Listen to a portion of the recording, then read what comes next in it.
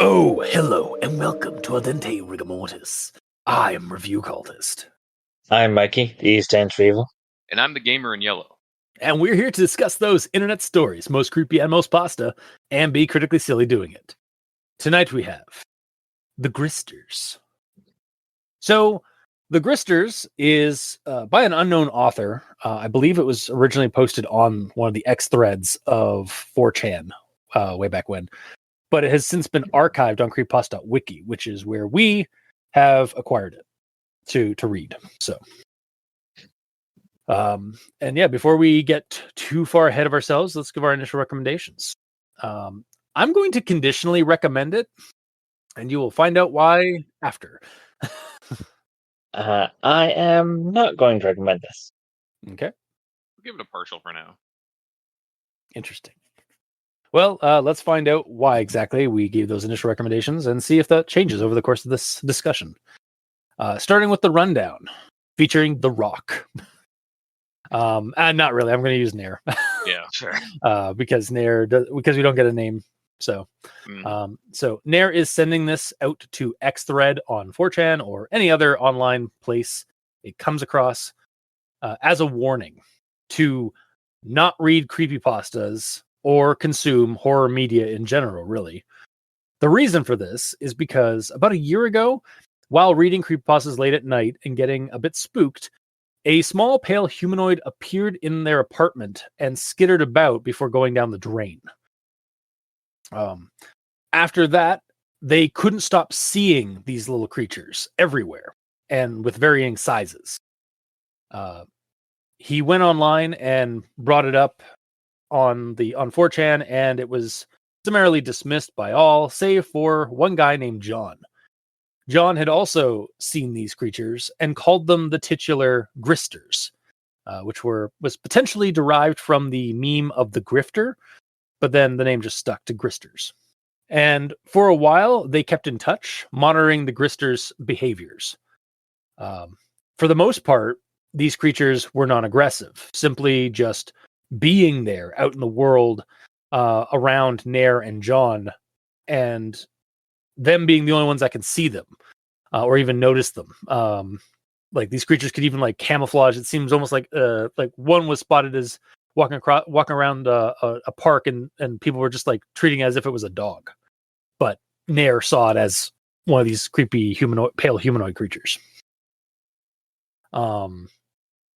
But then one day, Nair was passing a dilapidated brick house and spotted a large number of these creatures next to a much larger moaning Grister in the alley next to the house. Nair had been wanting to take a photo as evidence of these creatures, but they had always been too quick when he pulled out his camera. So seeing that there was a massive slow one there as an opportunity, he did take a picture of it and immediately regretted it. The creatures all turned and glared at him, and he just noped the fuck out of there. He was going to post the picture, but John, who he had sent the photo first, got hold of him and told him not to do it. Apparently, the Gristers near John had been getting more and more aggressive toward him, and he figured out it was probably because they didn't like all the attention they were getting from the people that could see them. Eventually, Nair discovers that John had committed suicide, and that the house where he had taken the photo had, at the time, been the use of a horrid torture and rape dungeon by some psycho. And he began, and this is when Nair began postulating that the Gristers actually feed on fear, as the survivors of that horrid place had supposedly been hallucinating little people, and just given the amount of Gristers and their behavior near the building, it sort of all added up to them. After all, he had been getting spooked by creepypastas when he first encountered the Gristers. So the creatures soon became hostile to Nair, and he realized that maybe John hadn't actually committed suicide, but these things had been responsible for that. and now Nair would soon meet a similar fate. That's why he wrote this story or this account and is posting it online to warn about getting scared and reading creepypastas, or the Gristers will get you. Finn. So that was basically the gist of the Gristers. But suppose now we shall move on to everyone tolerates the Grand Inquisitions. At this point, I've got a number of them. Okay. So I'll start with this one here. Okay, X, comma, or whatever creepy board this makes its way onto. I put it here because I thought it'd get to the most people to whom it was relevant. So on and to should probably be combined to be on to. But more importantly, I think, is right after onto, there should be a comma to kind of like help break up the sentence a little bit, or so you like at least have like a small break. Yeah, because right now it makes its way onto I put it there. Yeah, exactly. Yeah. Yeah. And then I'll move on to the next thing I have. About a year ago, I was up at 3 a.m. You know, that part of the night where you're so deep into it, it feels like it will never end. So I feel like there should be a semicolon. Thanks, Jess. Or a period where the comma is after morning, and then place that comma between the two it's near the end. So it should be about a year ago, I was up at 3 a.m, semicolon. You know, that part of the night where you're so deep into it, comma, it feels like it will never end. I don't know if you need that extra comma at the end, but the rest of it, yeah. For me, it's like, I don't know, it just seemed like there needed to be some kind of a break because it was just basically saying so deep into it, it feels like it will never end. Like that's there's a lot of it needs a comma to break up those two it's. Yeah, fair enough. Yeah. Or just change the it to something else. Yeah, that's also true. Like there's 3 it's like two words apart from each other in that at the end of that sentence. So I just don't know what you'd replace it with. Like maybe like you're so deep into the shit it feels like it will never end. I don't know, like the night. It's yeah, just maybe referring like that. to it being late at night. Yeah, and how like I get what they're saying, because it's like when you're late at night and like you're too awake at it's too late at night that you're still too awake to be going to sleep, kind of thing. Yeah. Or like it's already like too late, you might as well just stay awake, kind of thing. Mm-hmm. Yeah. But I'll move on to the next thing I have. My bedroom door opens up onto the kitchen. Think it should be my bedroom door opens up into the kitchen. Potato. I to me, like onto it, like it's more like my bedroom door opens up onto the deck, like it goes onto outside, whereas onto the kitchen, for me, that like into the kitchen makes more sense for like an interior setting. Yeah, it makes sense to me.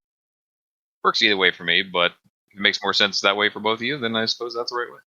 Fair enough. Majority rules. Okay. I'll move on to the next one I have. It was pitch black, the moonlight gleaming off the linoleum. Feel like it should say, it was pitch black, save for the moonlight gleaming off the linoleum. Yeah, I guess. Because it was pitch black, the moonlight. Wait. Yeah, I have that in an actual thought because it's just it's like there's no light, but there was light. But what? Yeah, it definitely, like, one word would save that entirely. From a bunch of chuckle fucks critiquing it online. But I'll move on to the next thing I have. I strained my ears and listened. Period. I heard nothing. Period. So maybe take these two sentences and combine them, and then just have that period in the middle there, like, I strained my ears and listened. Ellipses. I heard nothing. Yeah, that's what I was going to suggest. Yeah. There's a couple of times in the story where I'm like, I understand that you're using the punctuation. In fact, actually, my next thing is coming up for that. So my next thing is I throw the shower cutrain open. Sorry? I think it needs to be, or cutrain. So I think it should be, it obviously needs to be, I throw the shower curtain open. And also this whole section, like around this sentence as well, and this is what I was getting at just a minute ago. There's just a lot of really short, poignant sentences, like often only one word. And clearly this jot form writing is for punctuation, or is for punctuating the character's survey of the area that he's like looking around in and such. Though perhaps some merging of these short sentences with like commas or ellipses could be just as effective, rather than constantly having just these like super jot form like periods everywhere. Mm-hmm. But I'll move on to the next thing I have. I was about to go back to bed when I thonked on a whim to use my broom to poke behind the toilet between the wall and the base of the seat. So just simple mistake, but I think it should be when I thought on a whim. You've never thonked before? I never thonked. I thonked all the time. I thonked on a whim. Yeah. But I'll move on to the next thing.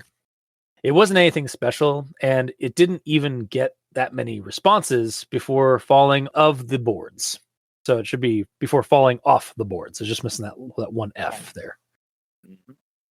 And the next one, he had no idea what they were, and he hadn't figured out their behavior yet. So obviously it's just missing a Y there, so it should be he had no idea what they were. Mm-hmm. And my next one, what made me decide to investigate? I don't know, period. No, I don't know, period. Morbid curiosity, period.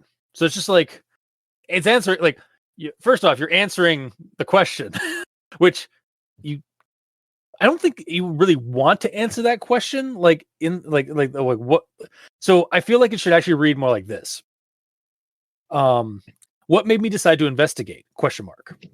I don't know, comma, morbid curiosity? Question mark. Like, just to kind of give question marked out. No, it was both period. There's like, I don't know, period. Morbid curiosity, period. So, yeah, it should definitely be question mark. Yeah. And then my next one here, this is the second last one I have. I didn't notice any behavior changes. Or no, sorry, I didn't notice any behavior change right away. I feel like maybe it should be I didn't notice any behavioral change right away. Changes. Behavioral changes. I'd even accept too. Like just have they change in their behavior. Yeah, you could do that as well. Just as is, it doesn't really read well. And the next one, my last one, I was beginning to think that John's problem was his own thing, and that the Gristers didn't know or didn't care that I could see them. So that first thing there should actually be a think. I was beginning to think that John's problem was his own thing. Yes. And that is the end of my grammar inquisition. So, Mikey, the E stands for evil. What have you got?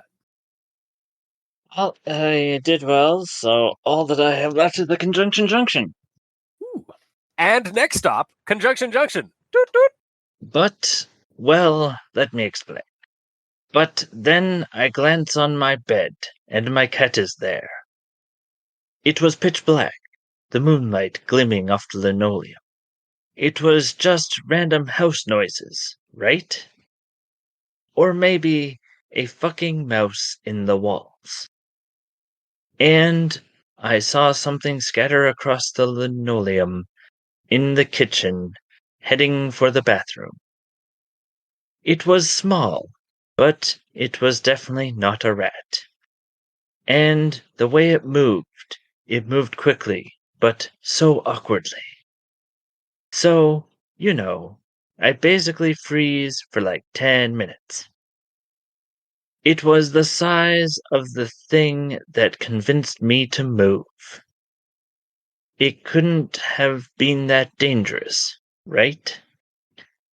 So I pop open the bathroom door. It definitely had 4 limbs. Maybe it was a big ass spider who had lost 4 of its legs somehow. It was good enough for me. It looked like a tiny human.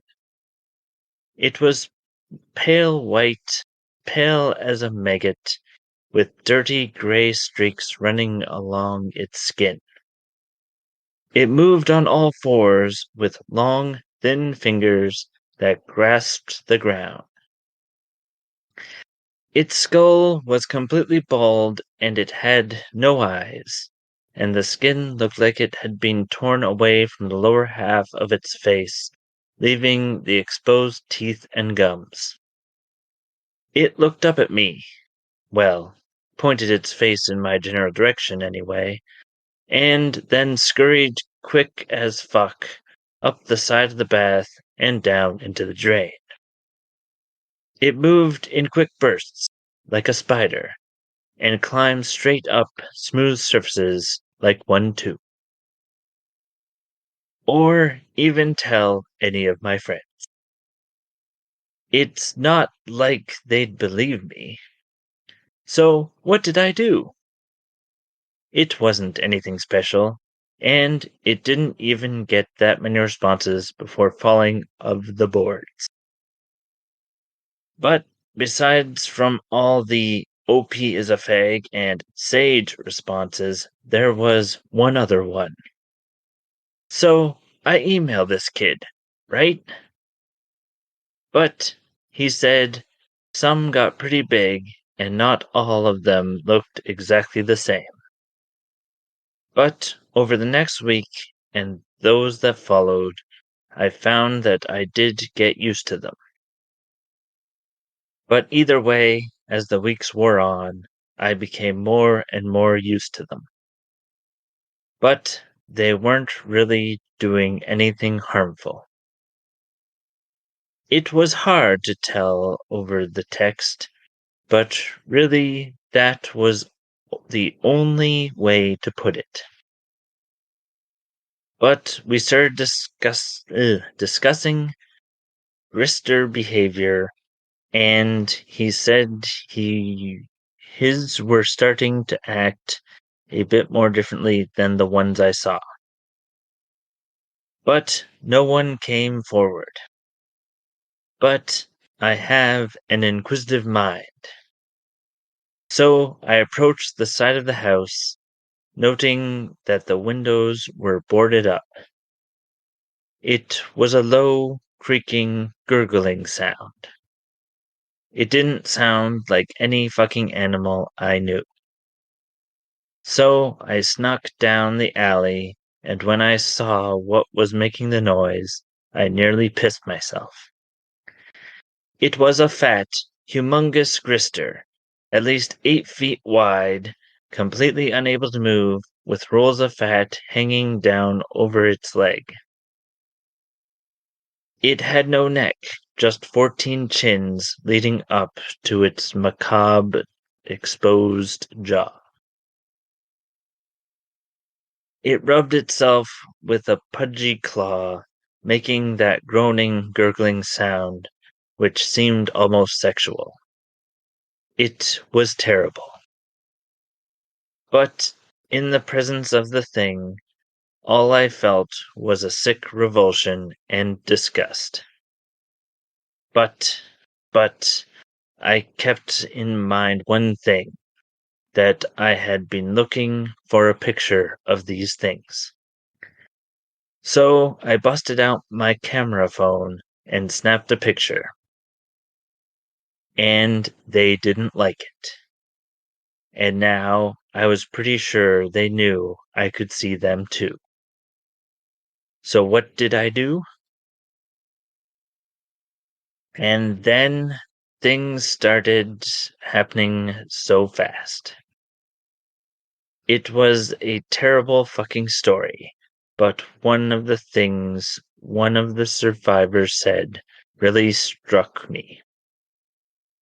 and the Gristers had been all over the place.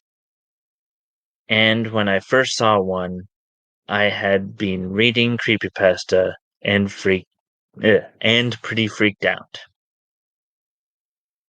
It was the last time I will ever go out. And out of nowhere, a Grister, the size of a normal human, just bent over and walking their weird, lopping gait, slammed into the back of a woman next to me and threw her in front of the bus. And that's when I finally realized why there wasn't anyone I could really talk to about Gristers. And eventually, they figured out that you can see them. And they start fucking with you. And I don't think everyone who they kill is driven to suicide. And X, I'm convinced there was nothing special about John and me. It's about 3 in the morning. It sounds like a really big one is outside of my apartment door. It sounds like it's trying to gnaw its way through the wood. And so I'm taking the easy way out. So please, but you've got to stop. And if you don't stop reading, at least, please, Finn. Please, what? Please, what? Wow, that was. I gotta say, like, I was looking for like for something funny and disjointed from this, and all I got was like, this is just a really like succinct, albeit kind of a little bit like disjointed paraphrasing of the story. Pretty much. There were like large segments, which I think you just read it verbatim because there were Yep. so many. It's ends or so many buts. sentences, one after another, that start with words that they probably shouldn't. Like it's ends or buts, because there's always better words to use. Wow, nice segue. Yeah. Just look at that thing roll. Yeah, that's why Mikey does these little stories that sometimes show up with hilarious results. Mhm. The one I got early on was like, it was referring to like how dark it was, and then it's like it was the cat, and then it was the light shone off of its linoleum. So it's like the cat is made out of linoleum. Oh god. Like, Mhm. the Warforged cat is what I got out of that, basically. Nice. All right. Gamer, do we have a grammar in yellow? Yeah, a little bit. Also, while you're doing that, we have some good news I have to share after when we get back, or when we finish recording that I just found out. You're gonna like leave me waiting the whole time? I said we're after the recording. It's like an hour from now. Fine. I don't know what it is exactly. I don't pretend to know everything that's going on, and in fact, I myself used to be drawn to the more realistic, non-supernatural creepypastas. But well, let me explain. So for me, that's a bit of a run-on because like most of that, except for the "but well, let me explain," is all one sentence. Yeah, fair. Personally, I would end it with a period in the middle, and then connect the last tiny bit of a sentence, which the last sentence is just "but ellipses will let me explain."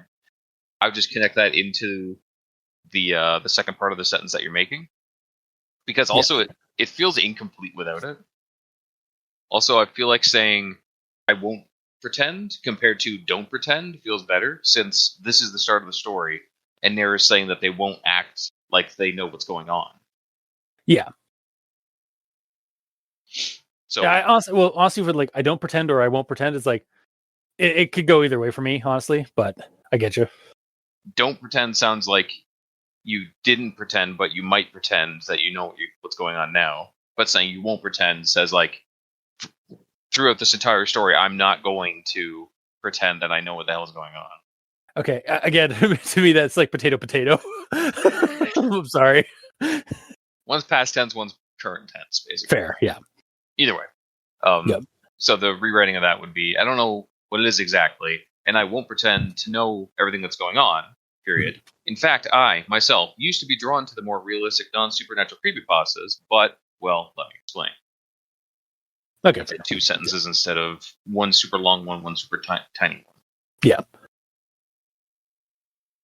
And then this next one. So, I basically freeze for like 10 minutes. I think it should be froze because this is past tense.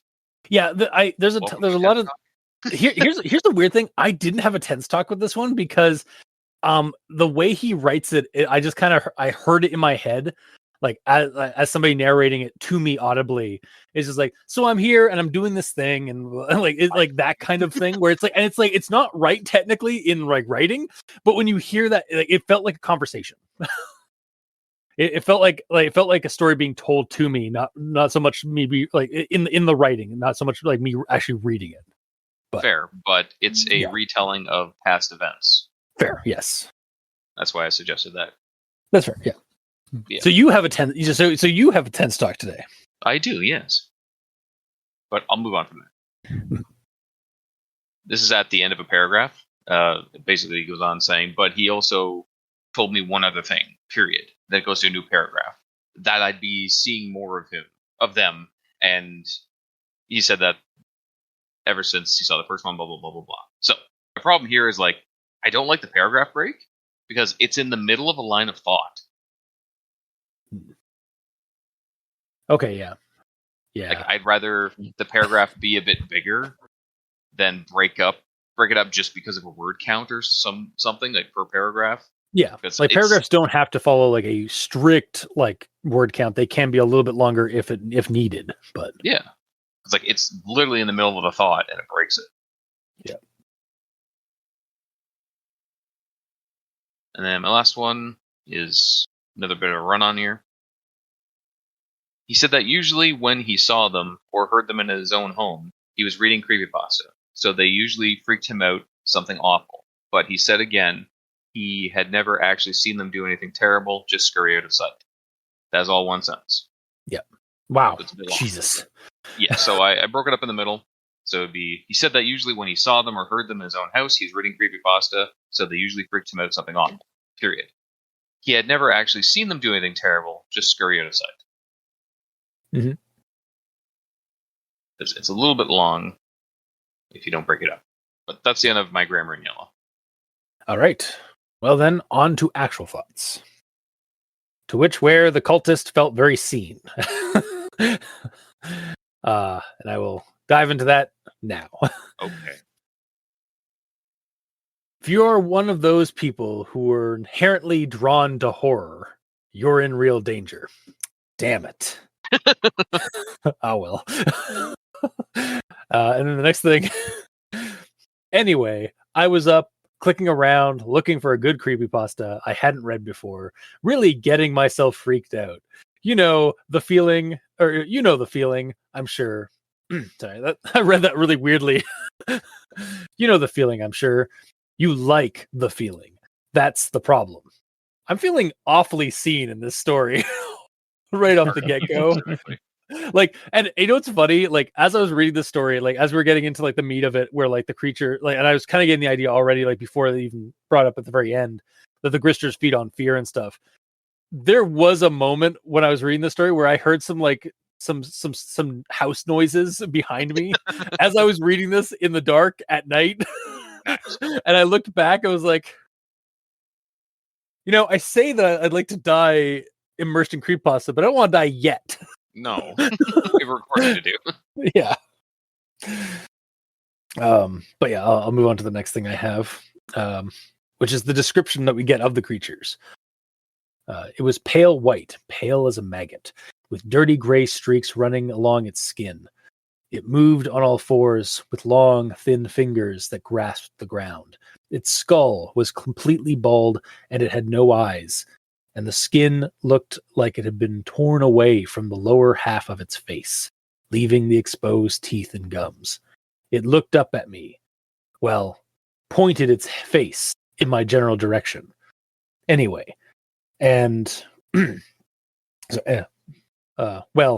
pointed its face in my general direction anyway, and then scurried quickly as fuck.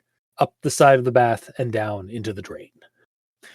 Yeah, I just really love this description of the creature. Like, it, for me, it really paints a picture of this creature, and it's like something Guillermo del Toro might put in one of his like dark fantasy or dark fairy tale sort of movies and narratives. Like, this kind of brought to mind some of the designs that I've seen for like the creatures in Don't Be Afraid of the Dark, or even in the second Hellboy movie with the tooth fairies, which are just like they're just teeth.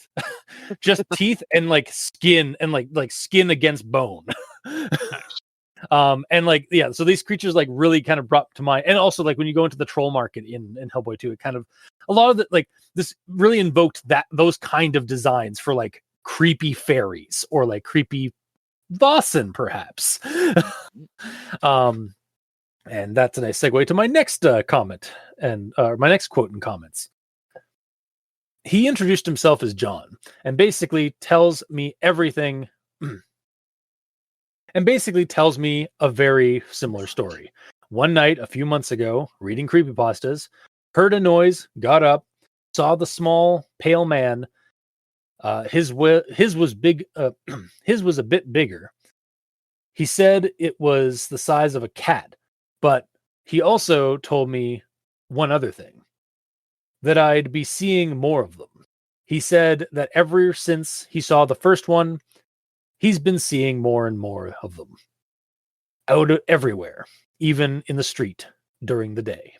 So I really feel like this would fit really well as a creature from creature for a modern Vossen game. I know last year, 2023, was the year of the Vossen. Well, it's bleeding over into 2024. Of course.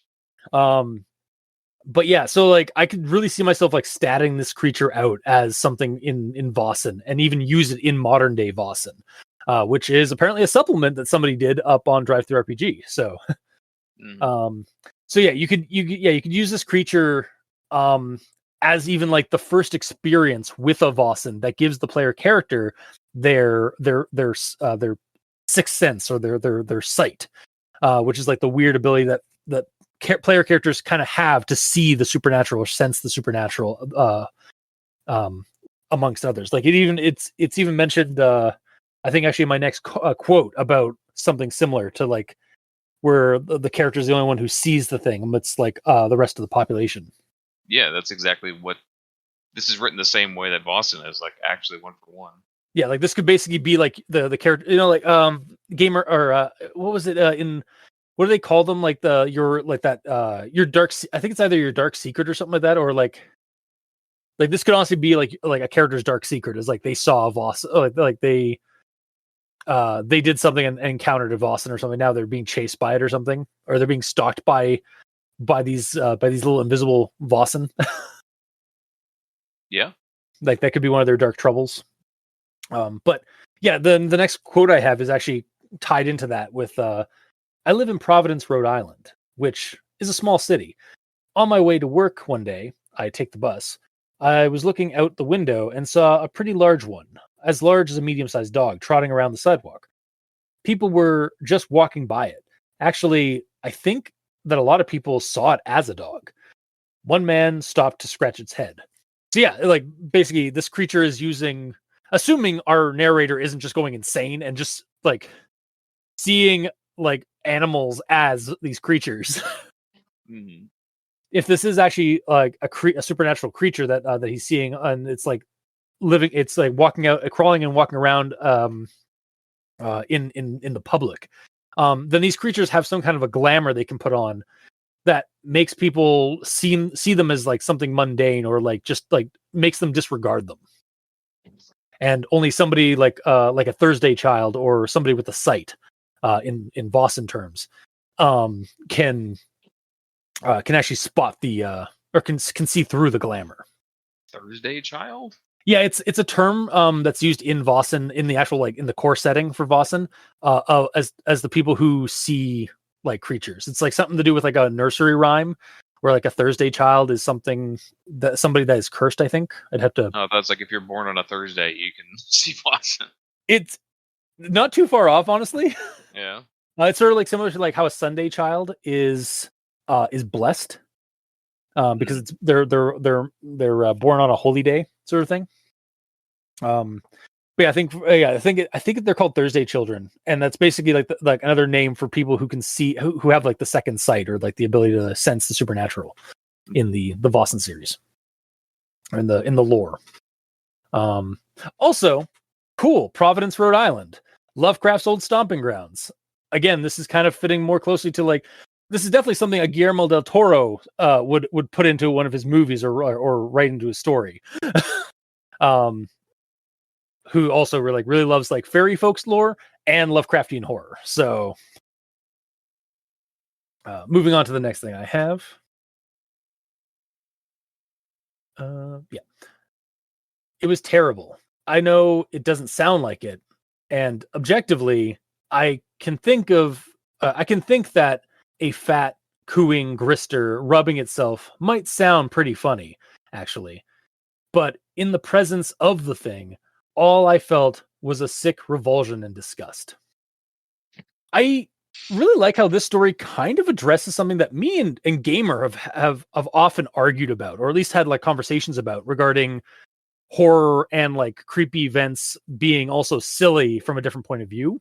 Yeah. Like you see sometimes like when we're reading these creepypastas, I see the thing as something creepy and stuff like that, and you're like, why are you getting creeped out? This is silly. And DK this is very DK mode. Yeah. Like I think DK mode would be horrifying, especially if you like were seeing it in that moment. Yeah. But then because you're through your video game lens, like, no, it's just silly DK mode. So it's interesting that the story kind of has the self-awareness to actually like address that. Like, yes, I know these things may sound silly, like how I'm describing them and so, but believe me, like when you're actually there, it's fucking terrifying. Yeah.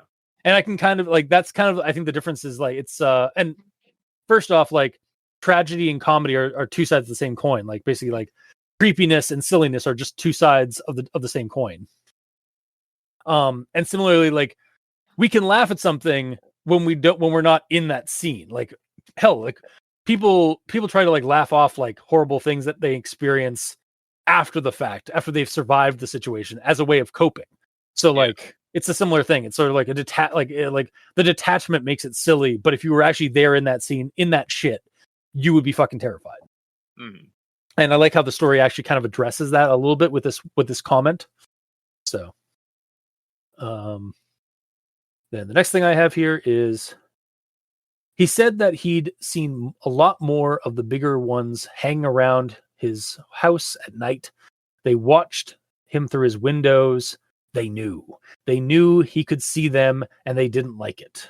Something, stare into the abyss, something, and the abyss stares back at you.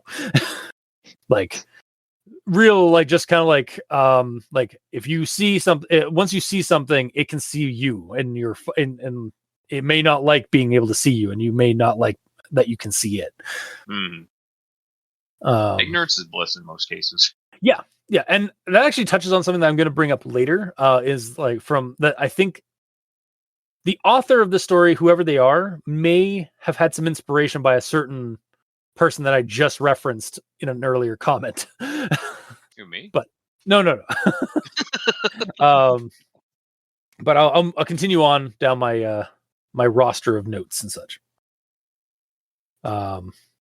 So this reference, the story does reference that these creatures are they seem to be like they seem to manifest or they appear to people when you're most terrified. Like when he's reading when him and John were reading creepypastas, that's when they first encountered it. And then the survivors of the rape dungeon encountered the creatures, or they seem to have seen some kind of hallucinations because they were sent to a mental hospital. And like the character Naird even asked, like, did they see the Gristers? And when I read this part, I was like, oh, cool, they're phobophages, or like feeders of fear, like they're like kind of like Pennywise or a phobophage from Dresden Files, where they manifest around people, like around instances of like great fear and terror. So I kind of like that. Like, the fear is the mechanism that allows you to see them, but like they also congregate to those areas because that's what they feed on emotionally. Like they're emotion vampires, kind of in a way. Where the restaurant is. Hmm? They're all just going to where the restaurant is. That's where they're feeding. Where all the food is. Yeah, basically, they're going to and that's why maybe that's why because you're also like in that catalyst, like there's some kind of exchange maybe like between like them feeding on your fear and like then because like they basically open themselves up to like feed on your fear, like you can see through the veil, and then you're kind of just, you can't unsee it. So again, more fodder for the Vossen idea of this, of just like making them phobophages and making that like a catalyst, or like having if for a scenario, having victims, like you have to investigate and look into the victims of something, and where they were talking about like little like white people or like little pale people scurrying about, and like that's where you get those like of those scenes where like you get more information about the creatures is through the victims. Mm-hmm. But I'll move on to the next thing I have here. They were starting to scratch me and bite me in those few scant hours that I actually did nod off to sleep. I'd always freak out and sweep them away, and they'd just hiss at me. So this is I believe Nair, like who's now like getting the same kind of treatment that John was getting when they started getting more like pervasive and aggressive toward him. And to this, I'm like, how exactly are they getting into his house? Like, I would have assumed that Nair is taking precautions to keep them out. I mean, maybe like, obviously he probably can't like, completely seal off his house without like, dying of suffocation. Like he can't close off, like can't like seal up the vents or whatever. Yeah, you can't like seal the vents or anything like that, because which is something which is a way that these creatures have been known to go through. Like if they can go through the drains, then presumably they can go through the vents. But it's just, like it just kind of gave me this idea again, maybe for some game fodder idea, is that maybe the creatures can actually go incorporeal or teleport when someone like they're supernatural creatures. Yeah, like being weirded out that they keep getting in the house is the least of your worries. Well, sometimes creatures, like supernatural creatures, don't have abilities like that. They're just small, so they can get into places and stuff. Yeah. But my idea for this, for if I was to make this into a Vossen thing, is I would actually have it as a caveat, is that they can teleport or pass through walls to get into a location, but only if the person is asleep. As long as there's somebody asleep in the room they're trying to get into, they can pass through the walls or teleport to the into that room. Or only when, like, maybe within radius of someone that's scared. Yeah, that could also be it too. Like maybe just like the fear, or well, again, like because a lot of like time when you're sleeping, I actually recently learned this. A lot of our dreams, like a lot of the dreaming that we do when we're asleep, most of the time they're nightmares. It's just our brain shields us from most of those dreams. So like basically that's why we forget a lot of our dreams, is most of them are nightmares that our brain tells us to forget. And it's just like the more potent ones, or the ones that where we actually take control in the dream, like depending on like the stage of sleeping you're in, that allows you to like not have a nightmare. But yeah, so it's just an idea I came up with, or I had as a result of like thinking, is like, how are these creatures exactly getting to this guy's house? But then it's like, yeah, they're supernatural creatures. They could probably just pop in. They don't really have a rhyme or reason. Plus, there could have been 50 of them that got in before he actually started barricading his house. Yeah, that's true. Yeah, they do see. It does seem like a situation where like they could even be like on a layer of reality just parallel to our own, and it's not until like they are triggered by the fear response that they become like, so they're sort of able to like kind of phase back in and out from their layer of reality to ours, kind of thing. But yeah, I'll move on to the next thing I have here. I saw her slide under the wheels of the bus. I saw her blood and ruined organs squeeze out of her mouth like toothpaste. Ew. Apparently this is a Lucio Fulci film now. Watch City of the Living Dead to understand what that means. otherwise, he's an Italian horror filmmaker from the 70s and 80s who did a lot of practical effects of people just like puking out their own organs. Nice. Yeah. And then we move on to the rape dungeon or something connected to it. Read the reports of people who have been in terrible, frightening situations, like that rape dungeon or a war. How many of them suffer from hallucinations? Sure, a lot of them are actual hallucinations. Some of them are the Gristers. So I like this. I like that the story plays a little bit with connecting these fear-mongering monsters or creatures with some really heavy, dark stuff, but doesn't lean too far into that, as some other materials tend to do, to say it's all the monster's fault for these real-world problems and issues. Like, they aren't the cause of those things. They're merely a symptom. Yeah. They take advantage of these situations for sustenance, but it was already happening. It was happening for real reasons, for like real mundane and terrible reasons. It wasn't all the monsters. Like there's a couple of franchises and a couple of fictions and stuff like that kind of lean into that, where it's like, oh yeah, World War I the world wars were all started by vampires. Or like this horrible atrocity in human history, yeah, werewolves. And it's like, that's so fucking like insensitive and disrespectful to like real, like you can derive things from real history and like creepy shit from like real world stuff and add an element of supernatural, but don't have the supernatural be the thing. Like, even I know it's like in fiction, so that you can do that, you can sometimes do that, but it also just seems I always kind of have this weird, it's always, for me, it's always like a gray area when you do that, because like, don't do that. That's a real thing that happened. Like real if it's people connected to real lives and real families. Yeah. No. Yeah. Like, again, like if it's a historical event where there is a supernatural creature affiliated, that's fine. But like when you have that supernatural creature be the whole cloth cause of that thing, it just sort of like, it's not a great look. But I'll move on to the next thing. The story using some heavy subjects, like the rape and suicide bits in the story. I don't think they're done too poorly. But it is sometimes hard to judge what's tasteful when addressing these sort of things in fiction. Like, I did notice at the end, like it was really just kind of constantly referencing the suicide. Yeah. And the rape dungeon thing was like, I mean, obviously it's horrible, and saying it's tastefully done is kind of weird. Yeah, I know what you mean though. Yeah, it's like not like going overboard with it. Yeah, like he saw it in the news. He saw it in a news report that what was happening, and kind of drew a conclusion because it was the same house that he had seen the creatures like congregating near. So like he brought that correlation. That's fine. But like if it had been gone into detail about like what happened there, like that would have been a little too over the top. And with the suicide stuff, it's just like it referenced it a couple times, and then it kept doing it. I was like, it's fine. It's just, I think it was mentioned too many times, but a little bit.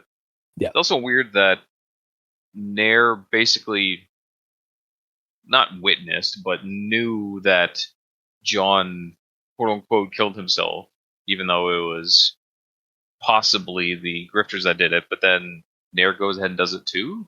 Like, lets them like win the same way. I guess like maybe like it is a little convoluted, because like he's saying like maybe the creatures or he like John, like because John's brother tells him that that John killed himself, and like he found John, then Nair found out that John had done it like by slitting his wrists in the tub, right?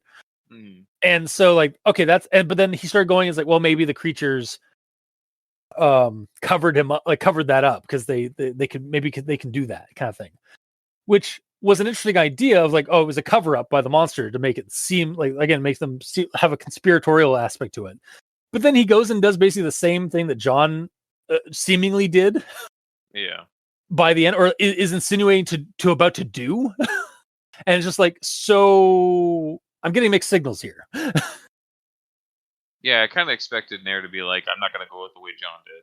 Yeah, like I would accept it's like, it's like, don't worry, I'm going to go out fighting. It's like if you see in the news like some guy in the is like committed suicide, know that I didn't. I went out fighting, like that kind of thing. Like I would have expected something like that, but like then he just goes and basically prepares to kill himself anyway. So it's like,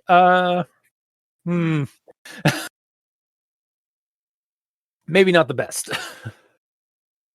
But I will move on to my last actual thought stuff. Stop reading creepypasta. I know you love it. I know you love frightening yourself, but you've got to stop.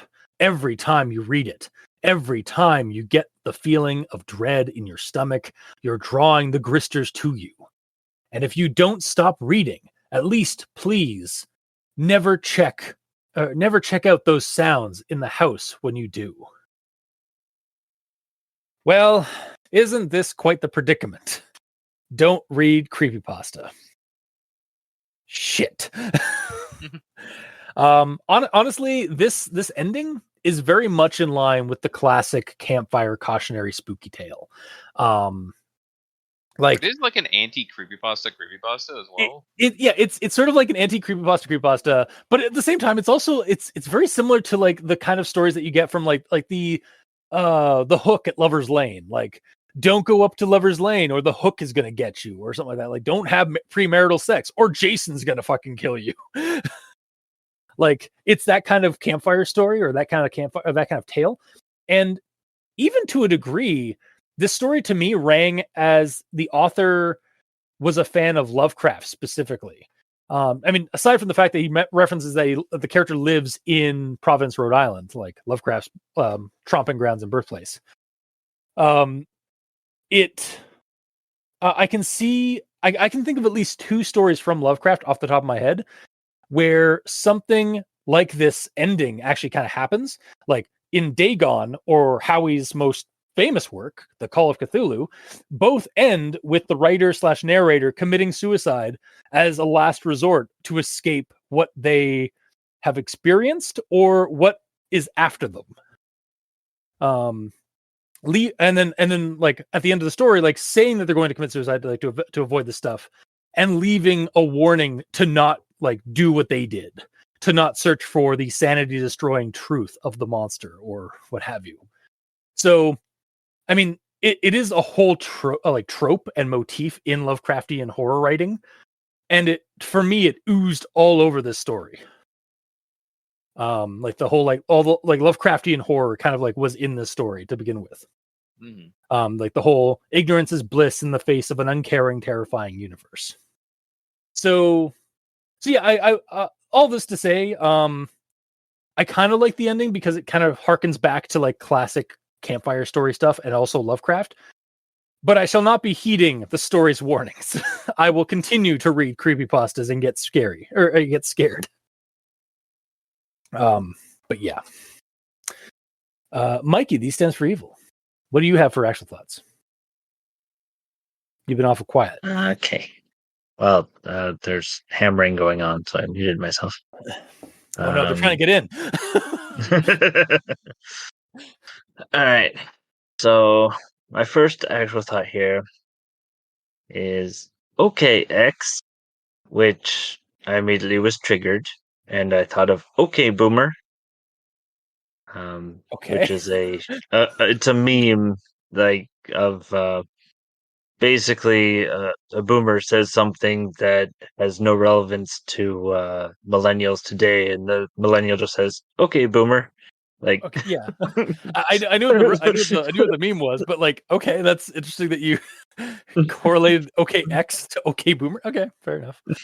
Well, it's just confused for half a second because I'm like, wait, is this talking about X or the X thread on Reddit? Oh yeah, because this story Twitter now. And yeah, I think the story was probably branding. I think this Twitter again. Yeah, dead horse. Moving on.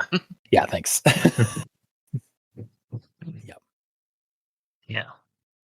Anyway, and then my next actual thought is the same thing but slightly different. So and now for something completely different. Slightly different, actually. Yeah. But, well, let me explain. No, there's too much. Let me sum up. It did just remind me of the scene. It's like, Let me explain. There's no time. The movie will be over by the time. Let me paraphrase. Or let me summarize. Well, that what I just did was I mixed a quote from the story with a quote from The Princess Bride. God damn it. I'm sorry. Yeah. Yeah. No. You got the reference, but forgot the reference at the same time. Mhm. You understood it. You just didn't understand that he was already saying it. Yeah. That's, yeah. These things happen. So, my next actual thought here is that either Nair is going crazy or the Gristers have, was it glamours? Yeah. That they have in Fable, so it makes them look like rats, dogs, and possibly human. Like the one that pushed the person in front of the bus. Yeah. Um, so, with that in mind, it would be hilarious if the picture that he took of the fat one outside of the house was a crazy cat lady. Oh, God. Yeah. Because it had a fat one with small ones around it, Yeah. Or like, and the picture is just of a crazy cat lady. or like, what if like the photo like showed partially like a crazy cat lady, like basically like the glamour was like only half worked on the camera. Like the camera reveals some of the truth because it's an unbiased observer. But so it shows some of it, but like not all. Or like maybe he does post it on the forums, but it just looks like a crazy cat lady to everybody except for him and John when they look at the photo. But like everybody else is like, what the hell, man? Like, lol. Looks like you just took a picture of like some horrible like cat lady orgy. Mm-hmm.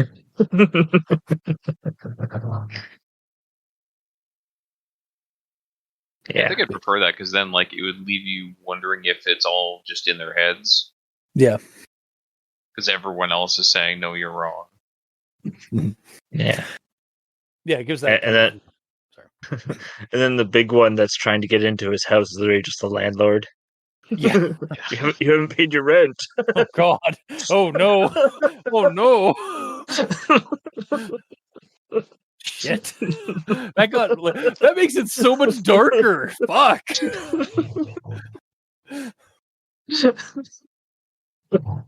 Oh, shit.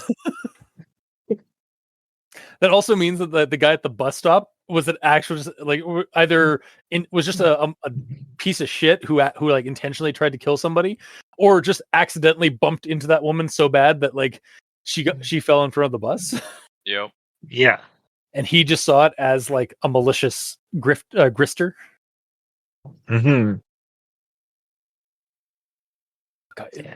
I think you're like this almost is bringing up to mind that movie we watched I think last year or the year before, They from Wes Craven,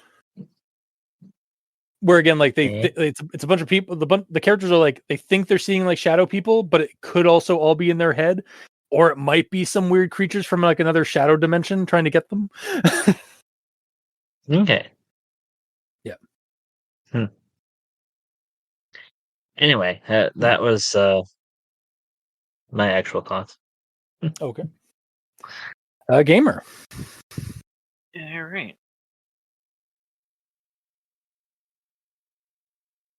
My first one is just me learning a word. I admonished myself for being such a fucking pussy. I've never heard that word before. It's literally just to warn or reprimand. Yeah.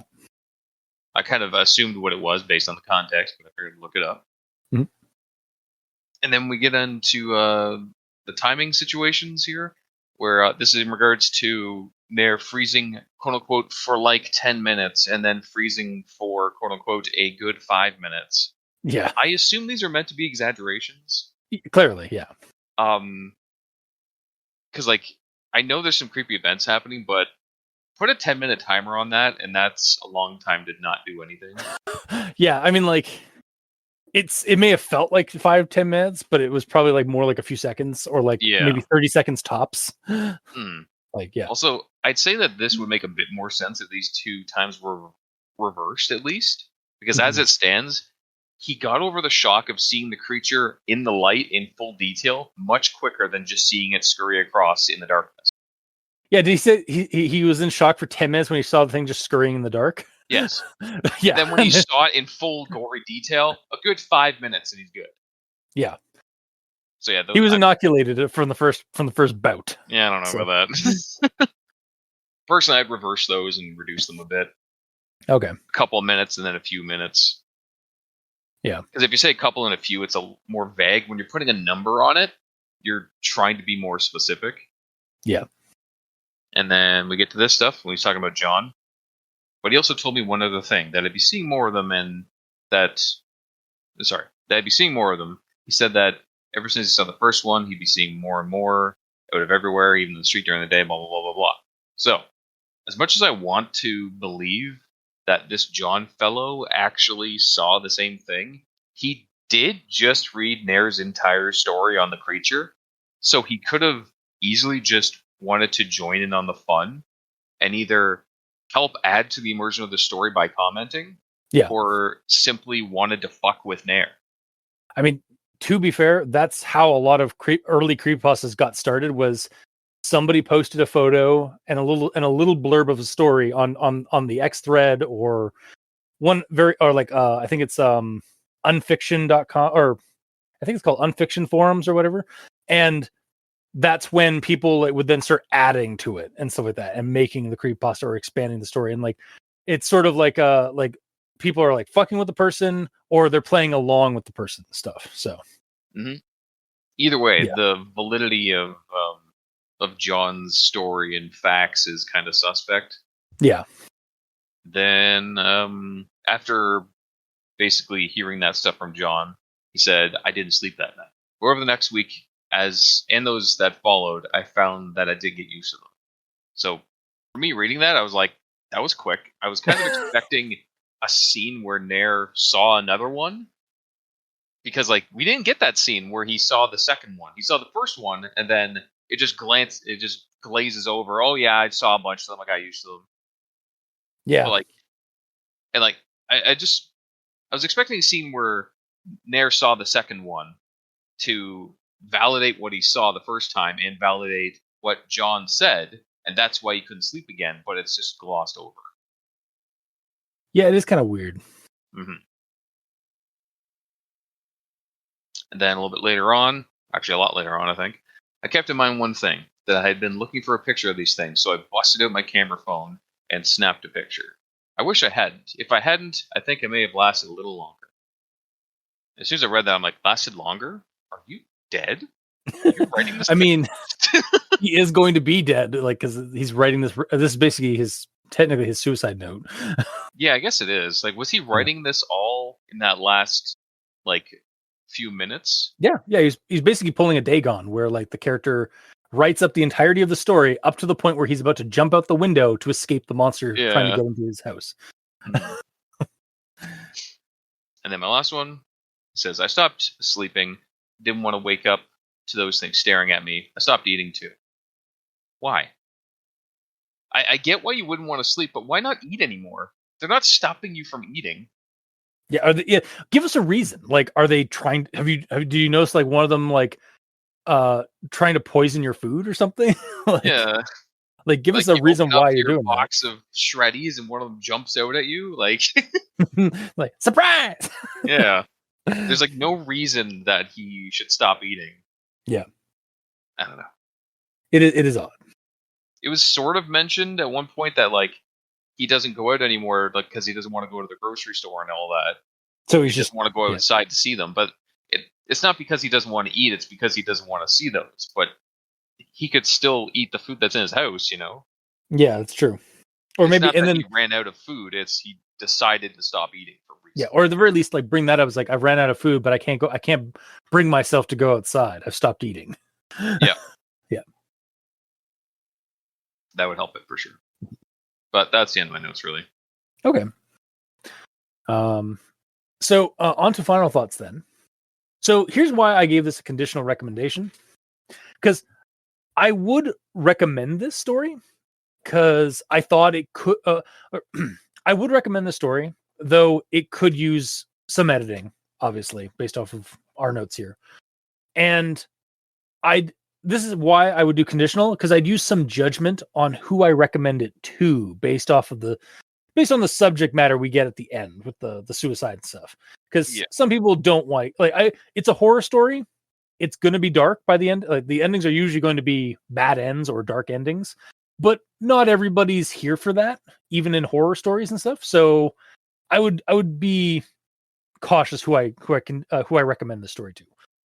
That all said, though, like, I do really like the core concepts of this story, and even the writing, as much as it could use a round of editing, it's not bad. And the story that's here is a fun little tale of, like, don't read creepypastas, or don't read scary shit, or the Gristers will come. Like, it's fun. Like, I like it. So that's why I'm giving this a conditional recommendation. Mikey, D stands for evil.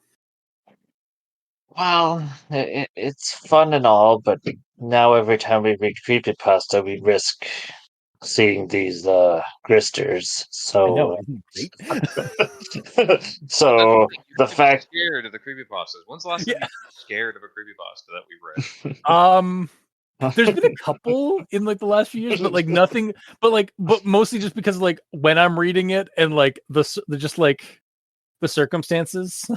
Mm-hmm. But yeah, like, most of the time I'm not, like, I get, like, a chill, or I get, like, I get a thrill, but it's Well, yeah. here's the thing. Yeah. I wasn't referring to you specifically, Fulton, because I know you get scared half the time. I bet Mikey and myself, we often don't. Yeah, that's true. Yeah, you guys are cold stone. Relatively safe. Yeah. Yeah. Well, starting next week, it'll be the Mikey show. Yeah. No. Well. Yeah. So quick aside, Hmm? isn't that just the Al Dente Revelations show that you guys stopped doing on our Patreon? Oh, I was there too.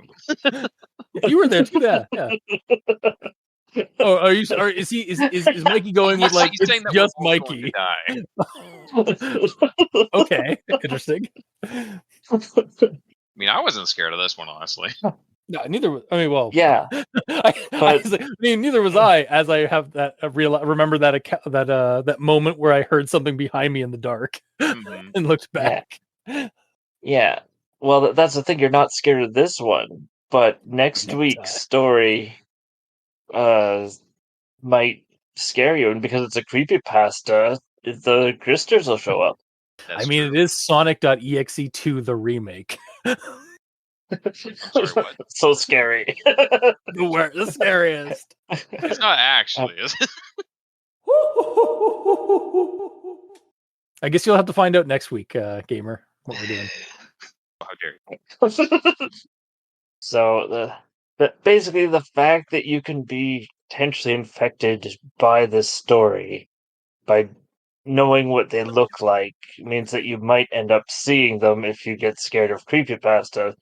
Yeah. Means that I really don't recommend people reading this, because then they might know. That's In true. the You fiction. could die by reading this. In the fiction of the story. Yeah, no. Don't read. Mm-hmm. Stick to the romance and comedies you're used to. Yeah. Don't go chasing horror movies. That was a really weird stretch for that bit. Like, trying to combine, like, don't go chasing waterfalls. Mhm. Okay, so no recommendation both in fiction and out of fiction. Yes. Fair enough. And gamer. For me, it read relatively okay. Like, yeah, there were some typos and run-ons and stuff, but that's just par for the course of creepypastas. I did feel that it's weird that it's a creepypasta that doesn't want people to read creepypastas. It's weird. Is it a troll pasta technically? Maybe just based on that. Based on the. It's probably not intentionally meant to be a troll pasta, but I mean, with the who's to view of a say? creepypasta that doesn't want you to read creepypastas, yes. I mean, again, like, like we've also we've read creepypastas like this before, where like they tell us not to read any more creepypastas or don't do something that the story is doing or something like that. So it's like, Yeah, but that's the difference. If it's saying like, don't go out in the woods after midnight, blah blah blah blah blah. Okay, I get that, but it's telling you not to do what you're currently doing. yeah, because though that in itself is sort of a play on the horror or like a fear angle, or like it's trying to ramp up the tension with that, because it's like, oh, you're doing something that's telling you not to do. It's forbidden. It's Yes, creepy. but also the character in there that is warning you about all this is also putting you in danger of all this. Yeah. The safest way that the character could have protected people from these creatures is to not write this story at all. Yeah. Which is unfortunate. Yeah, which is unfortunate. Well, because like the story itself, I mean, like you also said, like the story for most people may be that creepy, but it's also a warning. It's like, don't read other creepypastas that you might get scared of, or don't consume horror fiction or don't experience things that will make you really fearful, because otherwise you'll attract these creatures to you. Mm. So like, it's not just creepypastas that it's telling you not to do. It's just like, don't consume horror media at all. But, to which I say, I'll take my chances. Yeah, fair enough. Yeah. But in regards to this being like a looming threat that's like across a whole bunch of different types of media, and there's not really much you can do about it, I like that aspect of it.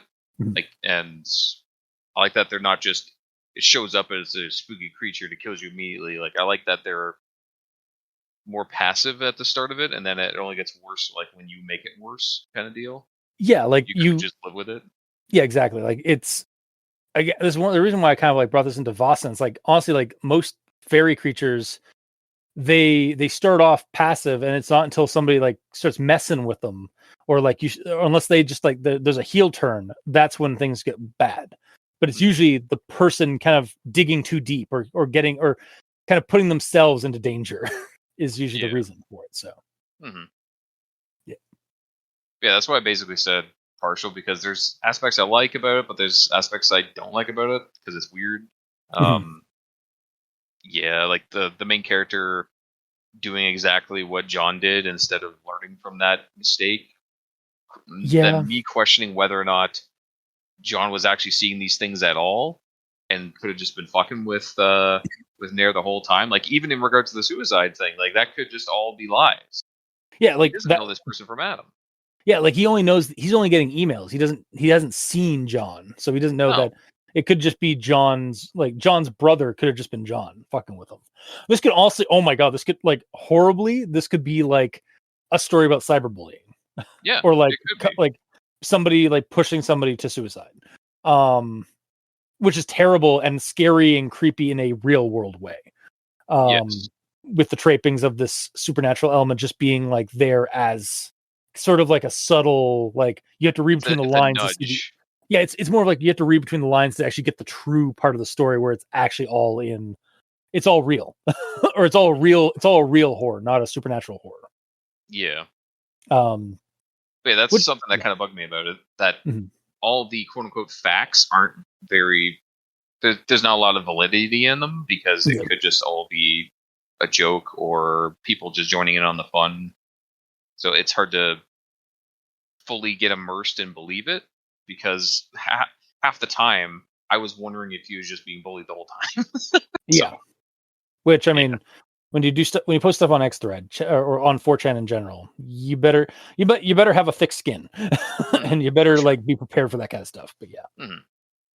But as I said, the story that I was telling, it reads well enough, and if you just follow the story and enjoy it, then you'll like it. So I'll still give it a partial, just because for some people they might not be into it for the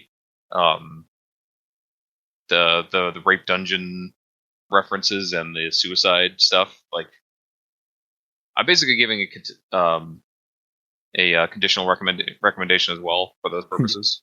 Yeah. Yeah, it's basically, if you're here for a weird, creepy supernatural creature, that's fine. But like, if you don't like suicide and like the heavier, darker stuff, maybe don't check this out.